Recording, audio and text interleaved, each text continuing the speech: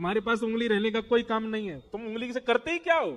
और महाराज जैसे ही उंगली पकड़ करके काटने का मन किया, वो काटने ही वाले थे, इतने में ही द्वारिकाधीश भगवान शंख चक्र गदा पद्म धारण करके प्रकट हो गए सामने।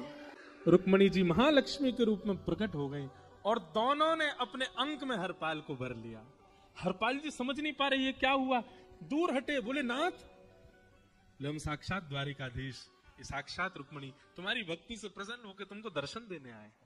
हरपाल जी घुटने के बल बैठ गए, रोने लगे, सर रख दिया चरणों में, पटकने लगे, बोले नाथ, मैंने अपने नाथ को लूटा, आज मैंने अपने स्वामी के साथ डकैती कर रहा था, मैं अपने स्वामी की उंगली काटने पर मजबूर हो गया था, इसका मतलब तो मैं पापी हूं, मेरा पाप इतना प्रचंड हो गया कि मैं आपके रूप को नहीं पहचान पाया।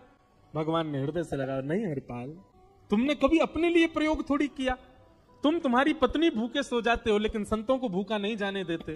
ठीक है, उसके लिए भले ही तुमने वह गलत मार्ग अपनाया जो नहीं अपनाना चाहिए था, परंतु उसमें उद्देश्य कोई और तो नहीं था, मेरे जनों की सेवा ही तो थी, मेरे वैष्णवों की सेवा। और देखो हरपाल, एक मेरी बात सुनो, आज तुम्हारे मन में ग्लानि होती है कि तुमने दूसरों का धन हड़प करके और उससे संत भोजन कराया। वास्तव में इसका विधान शास्त्रों में यह बताया गया, जिसके धन से भोजन बना और संतों ने पाया, परोसा भले ही किसी ने भी हो, कार्यक्रम भले ही किसी ने भी कराया हो, पर धन जिसका लगता है पुण्य उसी को मिलता है। तुमने तो अपने गांव के, शहरों के उन लोग जो कभी संत सेवा नहीं करते थे, उनके धन चुरा चुरा करके उनको पुण्य बांटा है। तुमने कुछ गलत नहीं किया है। हाँ, अपने प्रयोग में यदि लेते तो पाप हो जाता, लेकिन तुमने तो एक रत्ती भी अपने प्रयोग में नहीं ली, सब संतों में लगा दी, और जितने लोगों का धन चुराया उन सबको पुण्य प्रदान कर दिया। हम तुमसे बड़े प्रसन्न हैं। हरपाल जी चरणों से लिपट गए, बोले नाथ, आप बड़े कृपालु, बड़े दयालु। भगवान बोले, अब हमने दर्शन दे दिया, अब हम जाएं। और सुनो, ये सारा धन हमने दिया है, 10 साल का नहीं होगा इससे। तो बोले, जब तक तुम जीवित रहोगे तब तक की सेवा बनेगी, इससे संत सेवा चलती रहेगी।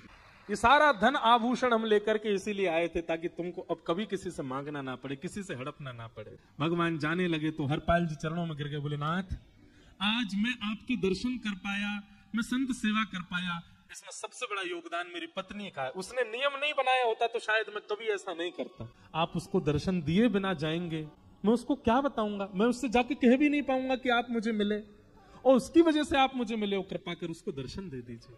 ठाकुर जी बोले, ठीक है। तुरंत लक्ष्मी नारायण भगवान ने छोटे छोटे बालकों का रूप धारण कर लिया और हरपाल जी की गोद में बैठ गए, और हरपाल जी अपनी गोद में लेकर के ठाकुर जी को घर पर आए और आकर के अपनी अरे सुनो, देखो